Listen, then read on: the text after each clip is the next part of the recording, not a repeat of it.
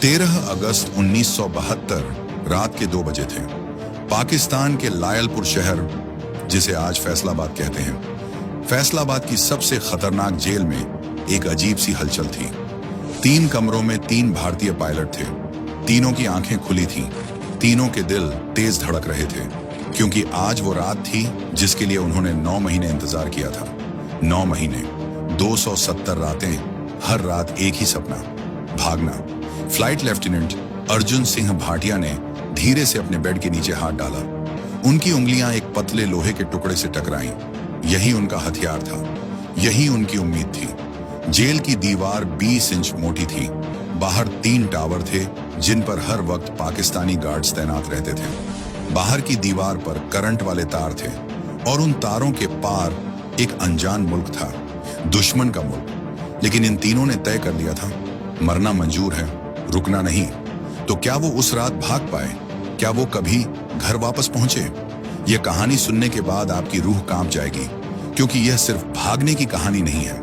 यह उस इंसान की कहानी है जो टूट कर भी नहीं झुका। साल था 1971। पूरा देश एक बड़े बदलाव की कगार पर खड़ा था। पाकिस्तान के 2 हिस्से थे उस वक्त, वेस्ट पाकिस्तान और ईस्ट पाकिस्तान। लेकिन ईस्ट पाकिस्तान में, जो आज बांग्लादेश है, पाकिस्तानी फौज ने जो जुल्म किए उसे याद करके आज भी इंसानियत शर्मिंदा होती है। वहां के आम लोगों को उनके ही देश की सेना मार रही थी। औरतें, बच्चे, बूढ़े, कोई नहीं बचा। लाखों लोग जान बचाने के लिए भारत की तरफ भागे। भारत ने जब उन बेघर लोगों की मदद करने का फैसला किया तो पाकिस्तान को इतना गुस्सा आया कि 3 दिसंबर 1971 की शाम को उसने बिना किसी चेतावनी के भारत के 11 एयरबेस पर बम गिरा दिए। बस उसी पल भारत ने भी ऐलान कर दिया, अब जंग होगी। और उस जंग में भारतीय वायुसेना के पायलटों ने आसमान में ऐसे कहर बरसाया कि पाकिस्तान की नींद उड़ गई। लेकिन आसमान में हर लड़ाई एक तरफा नहीं होती। कभी कभी दुश्मन की गोली भी निशाने पर लग जाती है, और जब कोई पायलट दुश्मन की जमीन पर गिरता है तो उसकी असली परीक्षा शुरू होती है। ऐसे ही 3 पायलटों की कहानी है यह। पहले pilot, flight lieutenant Arjun Singh Bhatia. Arjun Singh Bhatia को सब अर्जी कहते थे। लंबे कद के, तीखे नैन नक्श वाले, हंसी उनके चेहरे पर हमेशा रहती थी। लेकिन जब वो कॉकपिट में बैठते थे तो वो हंसी एक खतरनाक सन्नाटे में बदल जाती थी। 5 दिसंबर 1971 भाटिया अपना MiG-21 लेकर निकले थे। मिशन था पाकिस्तान के सरगोधा के पास एक रडार स्टेशन को तबाह करना। यह रडार स्टेशन भारतीय विमानों को ट्रैक करता था और उन पर मिसाइल दागता था। इसे खत्म करना जरूरी था। भाटिया ने जैसे ही रडार स्टेशन पर हमला किया, नीचे से एंटी एयरक्राफ्ट गनों ने फायरिंग शुरू कर दी। एक गोला सीधे उनके इंजन से जा टकराया। जेट धुएं में लपट गया। भाटिया के पास वक्त नहीं था। उन्होंने इजेक्ट का बटन दबाया और पैराशूट के साथ आसमान से नीचे आने लगे। लेकिन जैसे ही उनके पैर जमीन पर पड़े, उन्होंने देखा चारों तरफ से भीड़ आ रही है। भाटिया ने भागने की कोशिश की, लेकिन पैराशूट के तार उनके पैरों में उलझ गए, गिर गए। भीड़ ने उन्हें घेर लिया। मारपीट हुई, कपड़े फटे, लेकिन पाकिस्तानी फौज समय पर पहुंच गई। इसे मत मारो, ये जिंदा काम का है। उन्हें उठाकर एक अंधेरे कमरे में ले जाया गया।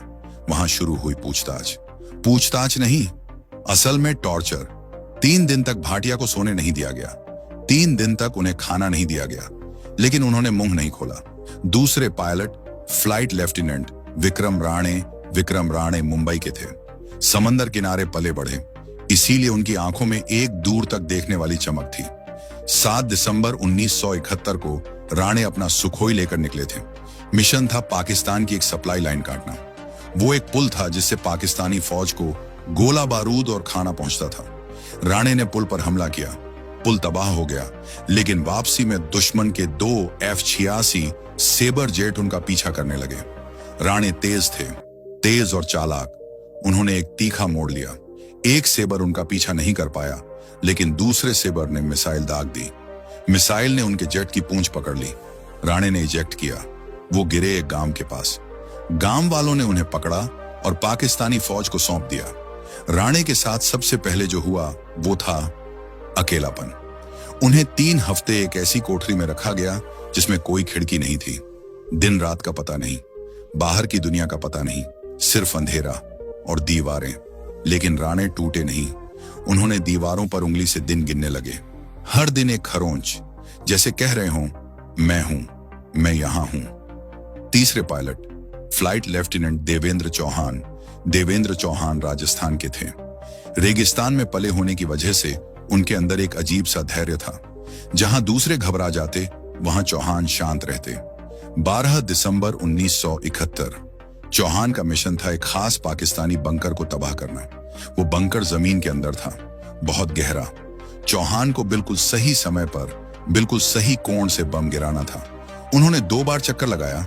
तीसरी बार वो नीचे आए और बम गिराया।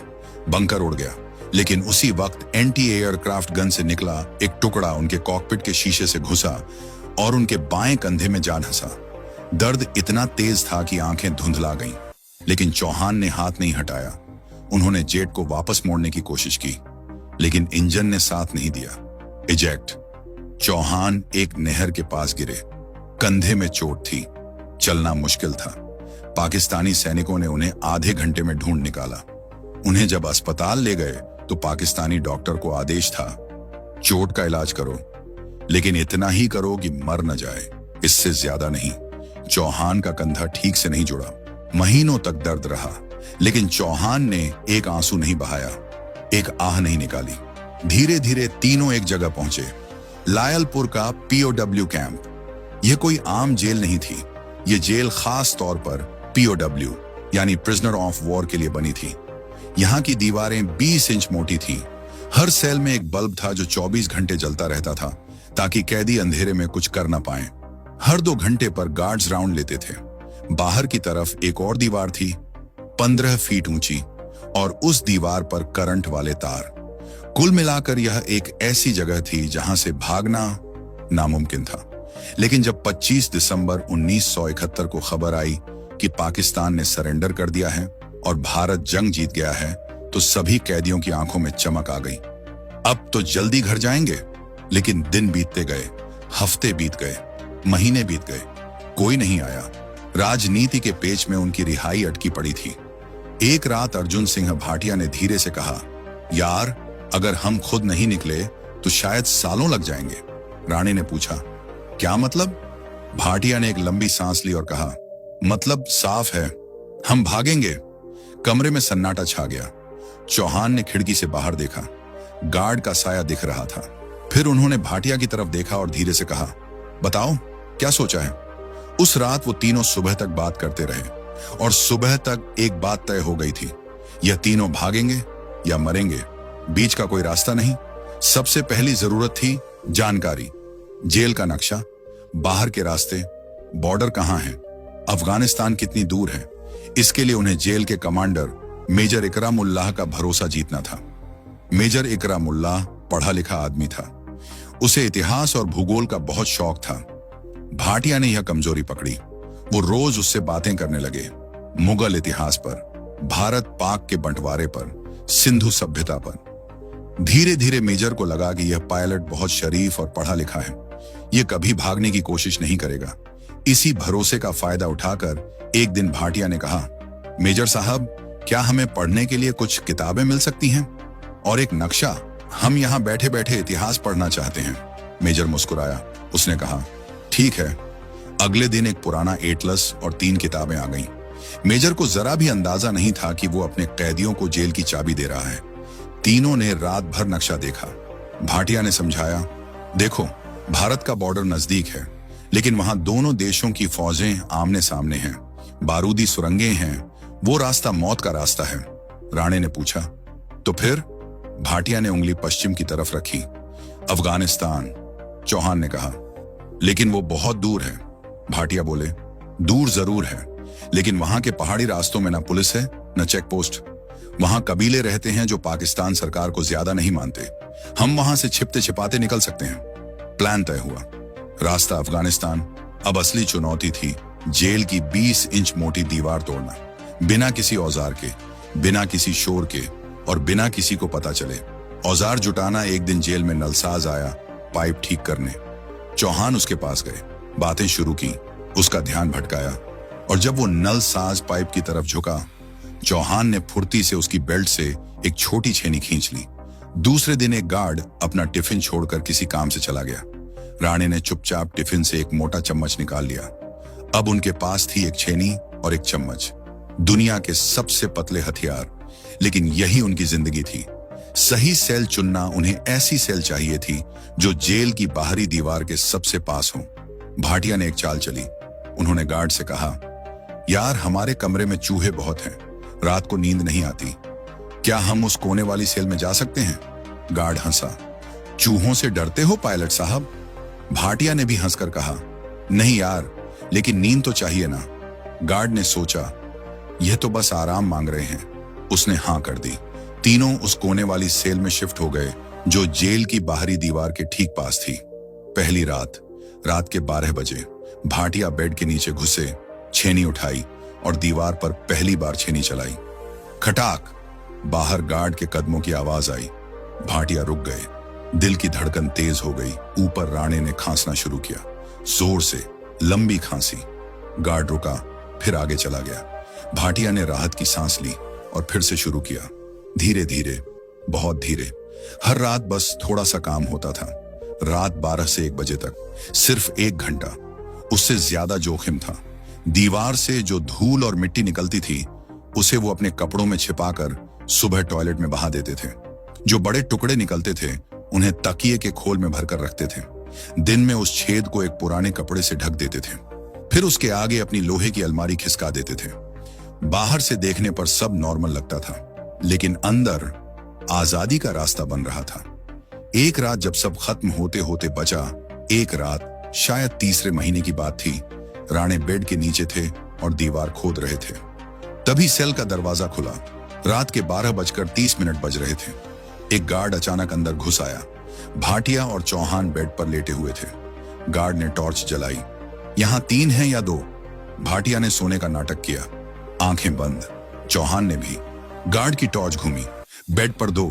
उसने बेड के नीचे टॉर्च मारी। एक पल के लिए सब रुक गया। राणे ने सांस रोक ली। टॉर्च की रोशनी उनके चेहरे के ठीक 1 इंच पास से गुजरी। गार्ड को धूल दिखी, लेकिन राणे नहीं दिखे। वो थोड़ा और अंदर घुसे हुए थे। गार्ड ने टॉर्च बंद की, बड़बड़ाया और चला गया। सेल का दरवाजा बंद हुआ। फिर एक लंबी चुप्पी। राणे धीरे धीरे बाहर निकले। तीनों की आंखें मिली। कोई कुछ नहीं बोला, कोई जरूरत नहीं थी। कंपास बनाना 1 महीने बाद उन्हें एहसास हुआ कि जेल से निकलने के बाद दिशा नहीं पता होगी। रात का अंधेरा होगा, अनजान जमीन होगी। बिना कंपास के वो रेगिस्तान में भटक जाएंगे। चौहान ज्योतिपांशिन, जो सबसे शांत दिमाग के थे, ने एक तरकीब सोची। उन्होंने एक सुई ढूंढी, जेल की सिलाई किट से। फिर एक छोटा सा चुंबक चाहिए था। उन्होंने जेल में मिले एक पुराने ट्रांजिस्टर रेडियो के अंदर से, जिसे गार्ड ने उन्हें सुनने के लिए दिया था, एक छोटा मैग्नेट निकाला। उस मैग्नेट पर सुई को 200 बार रगड़ा। फिर उस सुई को एक कागज की नाव पर रखा और पानी के कटोरे में तैराया। सुई उत्तर की तरफ मुड़ गई। बस, कंपास तैयार। जेल के अंदर भेस बदलना। जेल में हर महीने कुछ पैसे मिलते थे। इन्हीं पैसों से उन्होंने टुकड़ों में सामान इकट्ठा किया, सूखे मेवे, बिस्कुट, एक छोटी टॉर्च और सबसे जरूरी, पठानी सूट। जेल के दर्जी को कहा गया कि 3 पठानी सूट सिलो। दर्जी ने पूछा, क्यों? भाटिया ने कहा, यहां ठंड बहुत है, ऊपर से कुछ पहनना है। दर्जी ने सिल दिए। उसे नहीं पता था कि वो 3 भारतीय पायलटों के लिए पाकिस्तानी भेस तैयार कर रहा है। 9 महीने बाद, सितंबर 1972, एक रात बादल घिर आए, तेज हवा चली और फिर बारिश शुरू हुई, मूसलाधार बारिश। भाटिया ने राणे को देखा, राणे ने चौहान को देखा। तीनों की आंखों में एक ही बात थी। आज रात उन्होंने पठानी सूट पहने, सामान समेटा, कंपास उठाया। भाटिया ने आखिरी बार उस सेल को देखा जहां 9 महीने गुजारे थे। दीवार पर खरोंचें थीं जो राणे ने दिन गिनने के लिए की थी। 270 खरोंचें, 270 रातें। भाटिया ने धीरे से कहा, चलो। बेड हटाया, अलमारी खिसकाई, कपड़ा हटाया और वो सुरंग सामने थी। 20 इंच मोटी दीवार में बना एक इंसान के गुजरने जितना छेद। 9 महीने की मेहनत, 270 रातों का पसीना। भाटिया ने आखिरी ईंट धीरे से बाहर धकेली। बारिश की आवाज में ईंट के गिरने की आवाज डूब गई। बाहर ठंडी हवा का एक झोंका अंदर आया। पहले राणे निकले, रेंगते हुए, फिर चौहान। उनके कंधे में अभी भी दर्द था, लेकिन वो बाहर आ गए। आखिर में भाटिया। जैसे ही भाटिया बाहर निकले, उन्होंने देखा दीवार